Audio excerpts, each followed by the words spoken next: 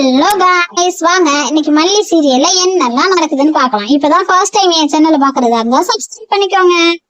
வெண்பா ஒரு வழியா இடம் பிடிச்சி டாடாவை பார்க்கணும்னு சொல்லி மல்லியை கிளப்பி அழைச்சிட்டு போறாங்க ஸ்டேஷனுக்கு. மல்லியும் கூட்டிட்டு போறாங்க. கூட்டிட்டு போய் வெண்பா கூட்டிட்டு அவங்க டாடா பார்க்கலாம்னு சொல்லி பாக்குறாங்க. அந்த நேரத்துலதான் அவங்களுக்கு ஒரு உண்மை தெரியாது. என்னங்க லாக்கா ஃபுல்லா தண்ணியா ஊத்தி வச்சிருக்காங்க அப்படின்னு சொல்லி கேக்குறாங்க.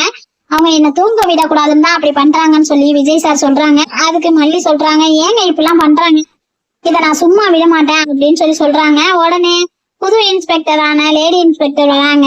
இவங்களையாவது உள்ள விட்டது அப்படின்னு சொல்லி கேக்குறாங்க. அவங்களும் வந்துட்டாங்க, வேணாம் சொல்ல சொல்ல கேட்க மாட்டேங்கிறாங்க அப்படின்னு சொல்றாங்க.